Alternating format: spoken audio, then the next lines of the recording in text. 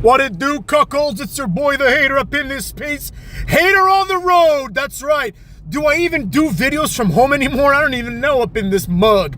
But this video specifically has 2 points. Number one, it's gonna primarily be a Vince McMahon, Mr. McMahon documentary review.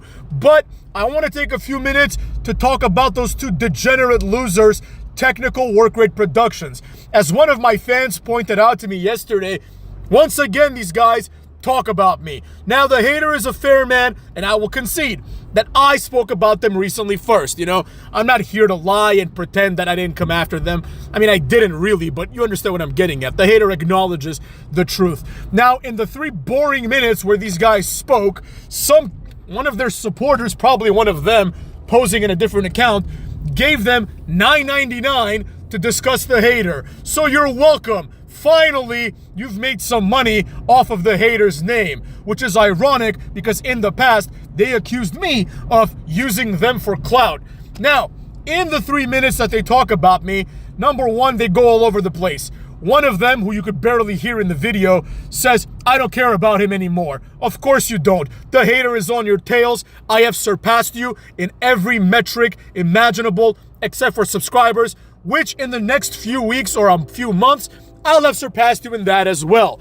Now, one thing that they talked about, which really irked the hater, was that they said that I don't have a business model to make money off of my channel. Now, a couple of things about that. Number one, of course I don't have a business model because it's not a business. The hater does this for fun and for humor. Now, I'm making a considerable amount of money, way more than they are, and here's how you know.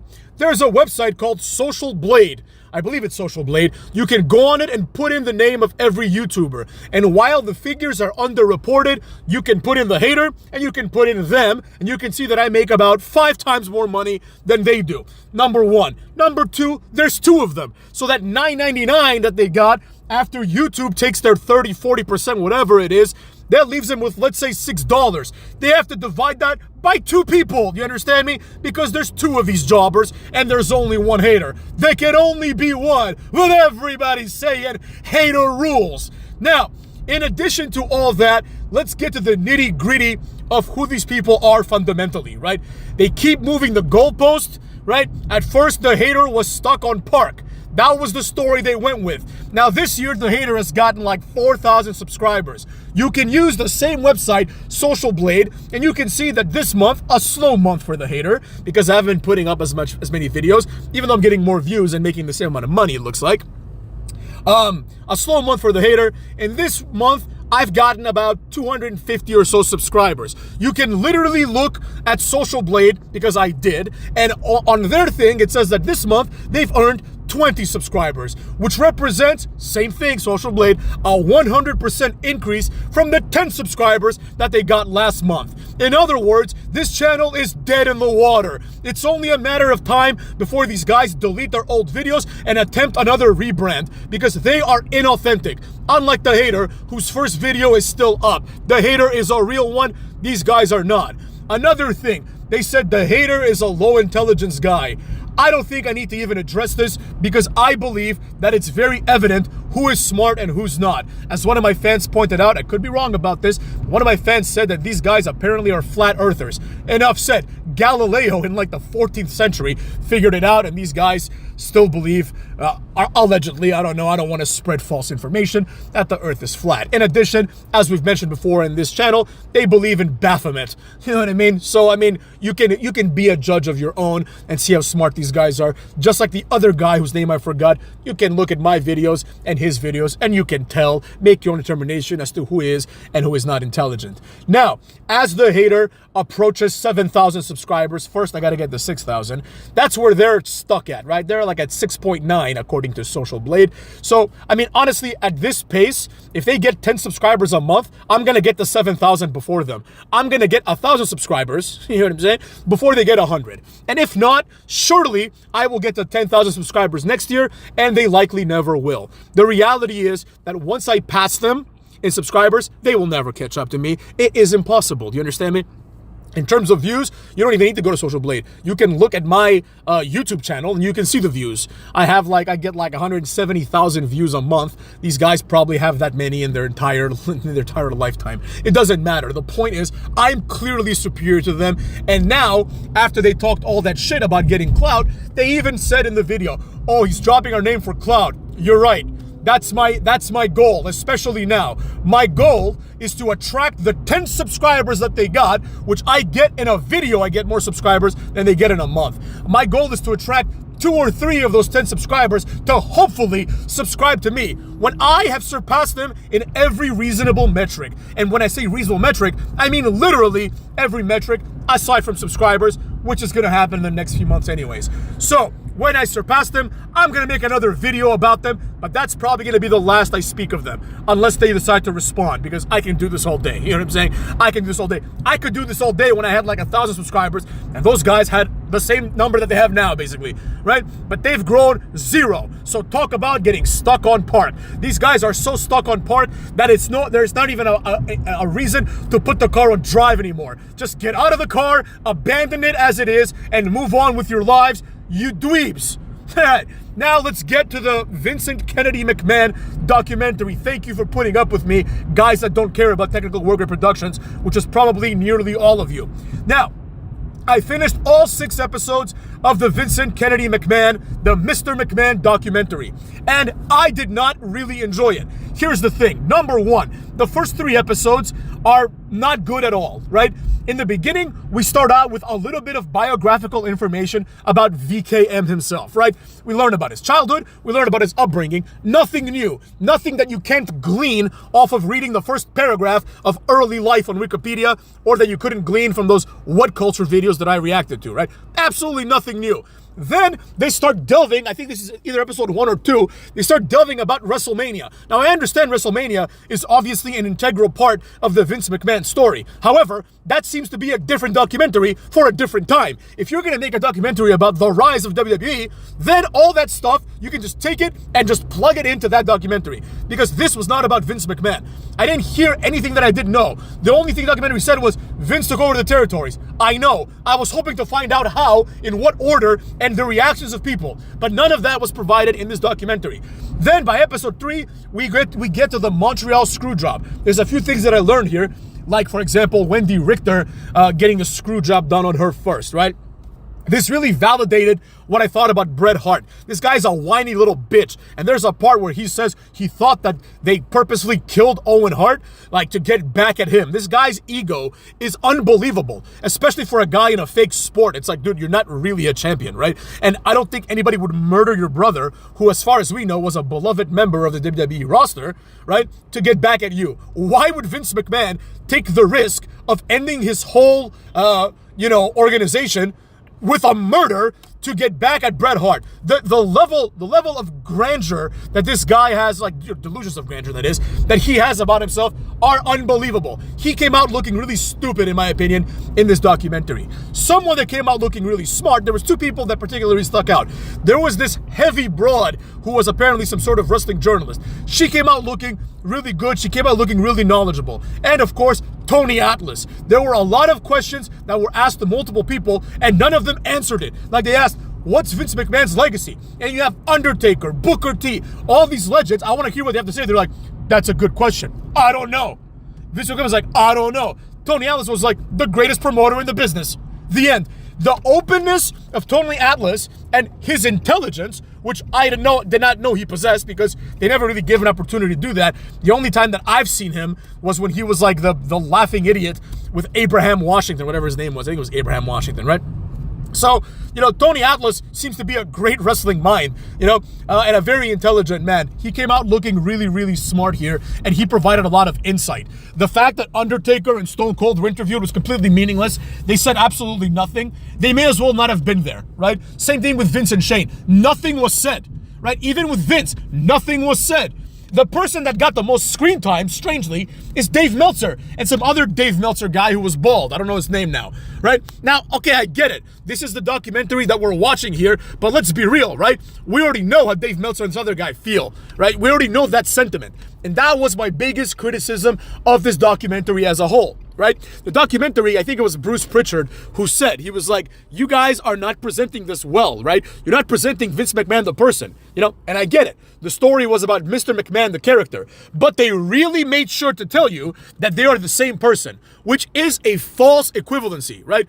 And I'm gonna lay this out as I talk about this video. Number one, they caught Mr. McMahon in a lot of inconsistencies, right? He'd say like, we never used a gun, we never had rape on TV, there never was a murder, and then they would show like a thing where Vince McMahon says, come on out here, you rapist, right? And it shows like Brian Pillman pulling the gun, They showed these things that showed that Vince McMahon clearly either he didn't remember or, obviously he was probably covering his ass, right? The idea was that this was essentially a witch hunt for Vince McMahon. Now, I'm not sure if this was always like that or if this documentary took this turn once the newer allegations, which were not addressed essentially at all in this documentary, manifested, right? They were addressed in the end as like, this is what's happening, but there was like, they didn't interview, for example, the woman that made the allegations. That would have been powerful, right? They didn't do anything. All they did was they just profiled a few news stations telling us what we already know. They may as well have gone and looked at the haters video on this and put that up there. It would have been more entertaining at least. Now, with that being said, throughout the documentary, there was an air of Vince McMahon is not only a bad person, right? But that Mr. McMahon, the character, is the same thing as Vince McMahon, the wrestler. A lot of people either made this point explicitly or heavily alluded to it. And I did not like that, right? Because, quite frankly, it's very strange. Now, Mr. McMahon did come off himself as the shrewd businessman that he is. And there were some moments within this documentary that pointed to that. And in my opinion, that did a lot of image repair, right? Because, for example, like Sable sued WWE and they settled for sexual harassment and he hired her back, right? And then they showed like Bruce Pritchard or somebody being like, Vince will hire you back if you can make him money, right? Vince is all about the money. And in my opinion, this explains a lot of the Mr. McMahon character. I don't like how people are now retconning this, right? And fitting it into like Vince was playing out his sick fantasies, on TV. What? Well, then why was he doing it also in private, right? Well, he doesn't need to play out his sick fantasies with Trish Stratus. He can just pay someone and actually do it in real life. Now, again, if Vince has actually done these things, he is a despicable man. But I am not one. I believe in American jurisprudence. I believe in it, and I believe in guilty until proven innocent. There is a DOJ or a federal investigation or some sort of investigation that Vince McMahon is undergoing right now to determine if they're going to indict him. I suspect that they're not, but God knows what they're going to find, right?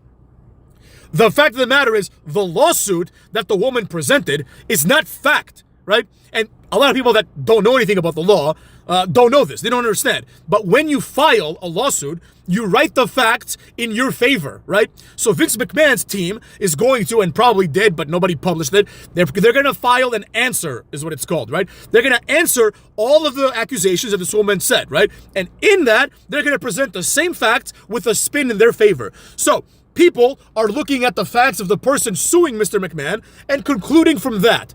Now, that's whatever. You can do that all you want. But the problem is, they're not just doing that. They are inventing evidence because they're like, I knew Vince McMahon would do this. He made Trish bark like a dog, right? Trish Stratus, who is also came off looking smart, she's very intelligent. She was like, we understood what we were doing, and the whole point was the payoff at WrestleMania. That made a lot of sense to me because I remembered it. A lot of people don't know this, that the whole point of that is how horrible is Vince McMahon. Everyone was in on it, and everyone was there to make it, in my opinion, one of the most memorable matches in WrestleMania history, Vince versus Shane. You felt the emotion. As a young man, I'm like, if my father did this to my mother, I'd kick his ass, right? And a lot of young men felt that. That's why it was so successful. Now, in the circle jerk of basically framing Vince McMahon, the human, as Mr. McMahon, the character, they took a lot of liberties with logic, right? People were like, oh, we don't know, it blurs the lines. Don't be a mark, right? Don't be a mark. The same way that you know that Undertaker isn't a demon, the same way you know that Kane is not a retard who was burned in a fire, you should know that Vince McMahon is not this guy. Now, Vince McMahon and Mr. McMahon certainly have some comparisons, of course, right? It's an extension of Vince McMahon. I'm not sitting here and saying that there's no comparisons at all, right? For example, the fact that Vince McMahon, would sleep with his employees in real life and would sleep with his employees on screen, right, is a parallel between the two characters, right? Just like, for example, I'm sure that Rikishi, when he's in a nightclub, likes to dance and shake his ass. It'd be weird if he didn't, right? Like, I'm sure he does. That's what he does. You know what I'm saying? I'm sure the Usos talk like they do, right? I make fun of them, but I'm sure that's how they talk in real life. Now, with all that being said, this doesn't mean that Jey Uso is the guy that you see on TV. That's just silly. You understand what I'm saying? That would mean that Farouk and The Rock are racists.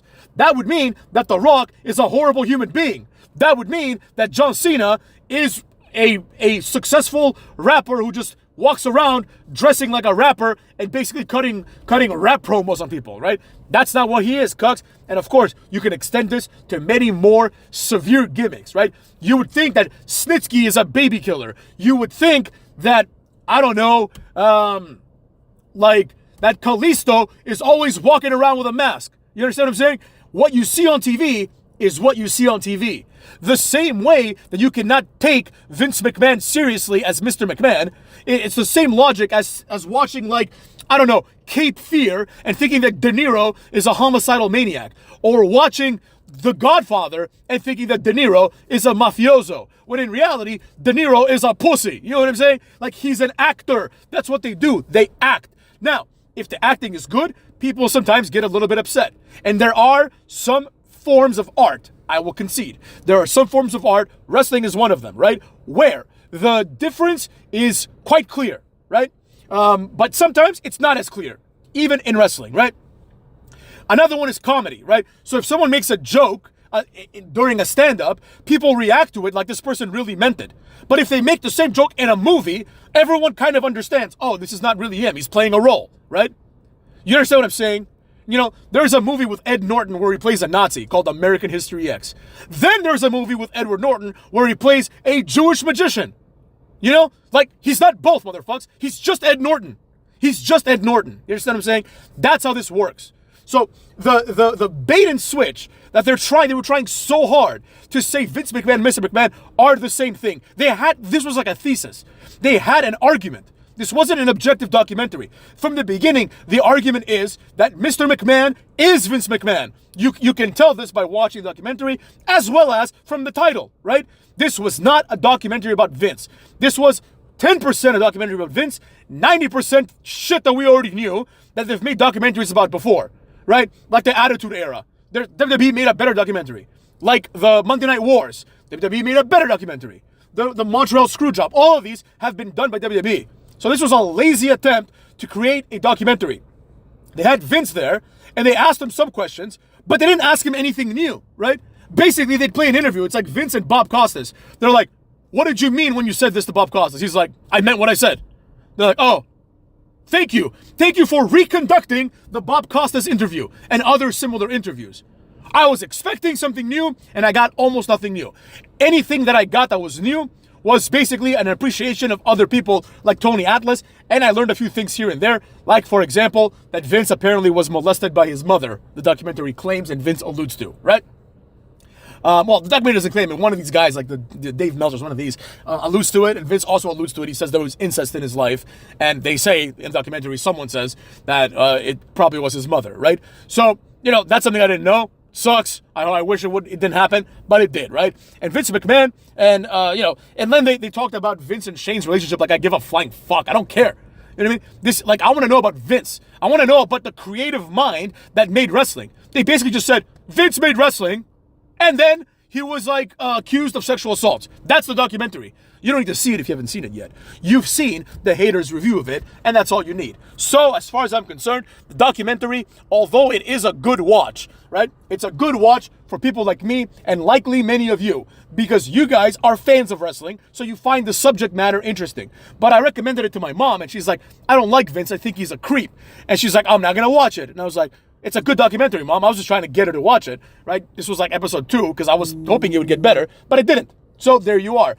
I don't think a lot of casual people are going to watch this. And if they do, and that's another thing, though, I will say that.